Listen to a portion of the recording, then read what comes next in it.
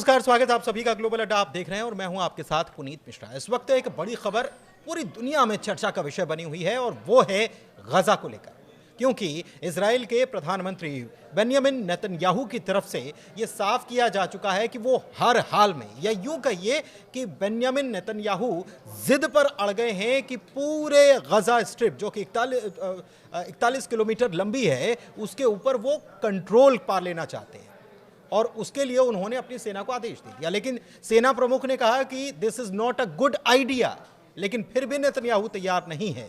इस बीच पूरी दुनिया से क्या खबरें निकलकर सामने आ रही हैं और क्या इसके नतीजे हो सकते हैं, क्या इजराइल के पक्ष में होंगे या इजराइल के लिए मुश्किल हो सकती है आने वाले दिनों में, इसी बात को समझेंगे। मेरे सहयोगी अंकुर जी मौजूद हैं, सीधे उनसे समझते हैं कि क्या है ये मामला और कहां तक जा रहा है।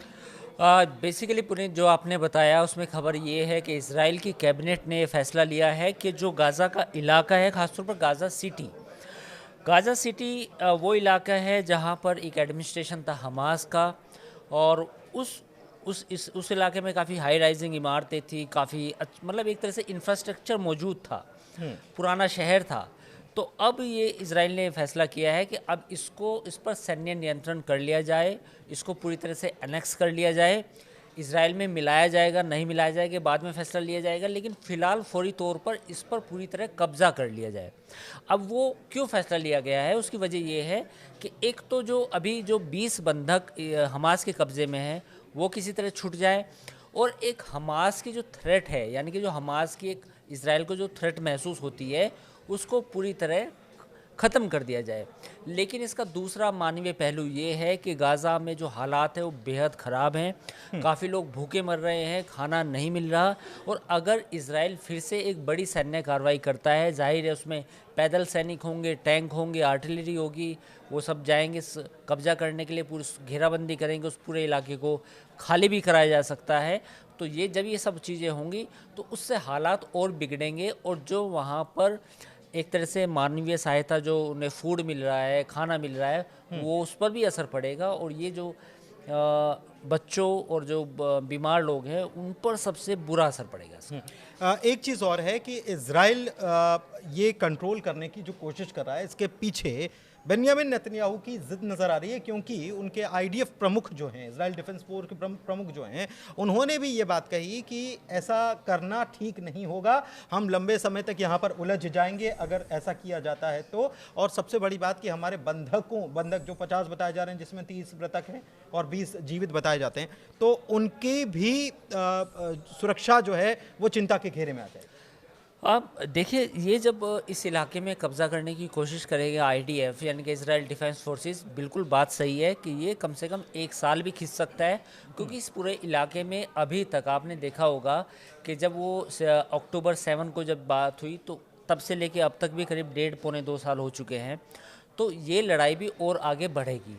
अब ये बात, सवाल इजराइल को फैसला करना है कि क्या वो 1 साल और उलझना चाहता है इसमें। दूसरी बात, जर्मनी ने और बाकी जो कंट्रीज़ हैं उन्होंने साफ तौर पे कहा है कि हम इजराइल के इस सैन्य कार्रवाई का समर्थन नहीं करेंगे। अमेरिका का कितना सपोर्ट मिलेगा, ये भी एक बड़ा सवाल है, क्योंकि पूरी दुनिया में इस समय इजराइल पर जो प्रेशर है उस बात का है कि भाई आपकी लड़ाई अपनी जगह है, हमास की लड़ाई अपनी जगह है, लेकिन आप दोनों के चक्कर में जो आम लोग हैं, जिनका जो बच्चे हैं, जो भूखे लोग हैं, जो बीमार लोग हैं, जो महिलाएं हैं, जो बच्चे हैं, उनका क्या?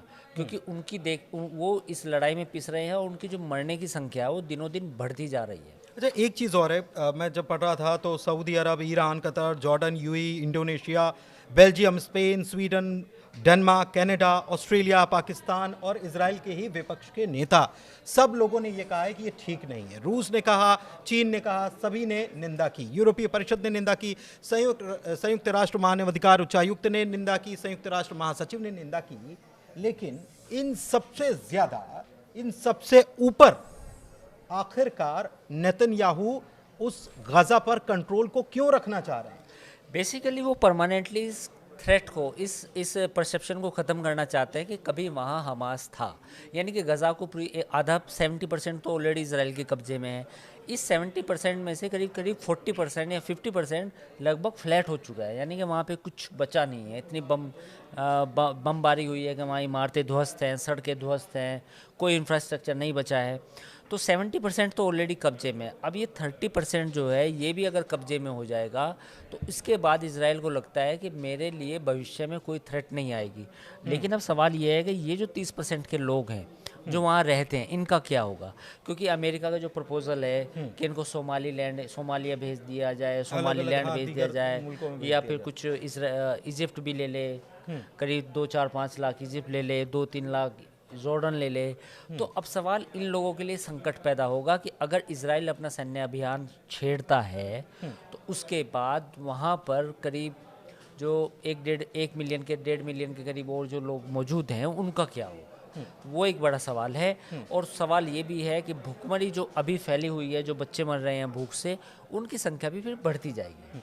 एक चीज़ और है कि इसके पीछे ये कारण भी बताया जा रहा है कि बेंयामिन नेतन्याहू को अपने सत्ता में बने रहने की चिंता भी है, क्योंकि जिन सहयोगियों से वो सहयोग ले रहे हैं, वो अगर नेतन्याहू इससे पीछे हटते हैं तो वो अपना सहयोग सरकार से वापस ले लेंगे और वो नहीं, ये तो ऑब्वियसली इंटरनल पॉलिटिक्स हर मुल्क में होती है। जब भी आप एक बड़े कॉन्फ्लिक्ट में जाते हो तो आपका रिस्क सबसे ज़्यादा होता है।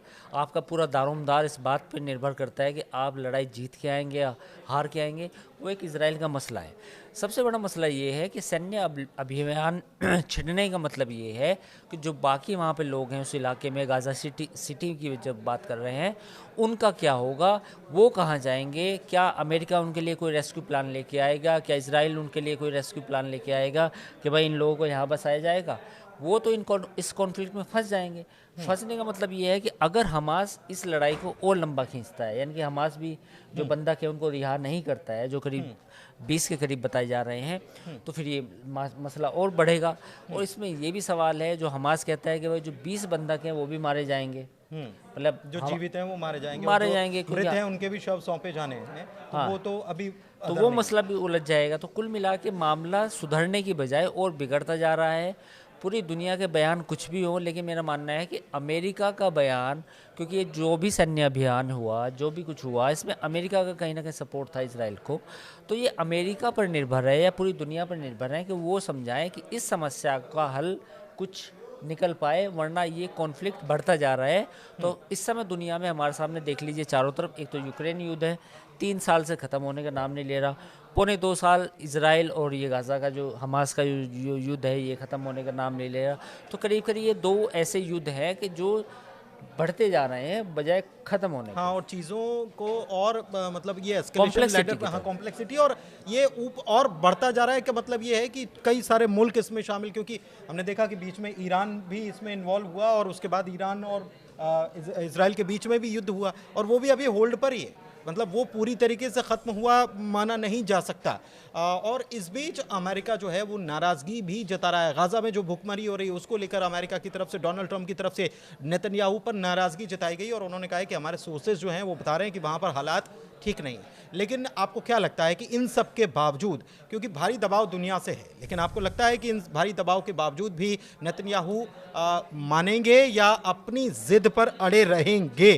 क्योंकि एक बयान इसमें सामने आया, और वो इजराइल के रक्षा मंत्री काट्स ने कहा है कि दुनिया भर के देश जो निंदा करते हैं वो करते रहें, धमकी देते रहें, हमारा संकल्प कमज़ोर नहीं होने वाला।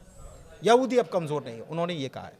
तो आपको क्या लगता है कि ये दुनिया में कहाँ एक नया मोड़ क्या ये ले रहा है, और ये अब क्या एक नई चीज़ें होने वाली हैं? आप कमेंट के ज़रिए हमको बता सकते हैं। फिलहाल इस वीडियो को यहीं समाप्त करते हैं, चर्चा को यहीं समाप्त करते हैं। कैसी लगी बताइएगा। धन्यवाद।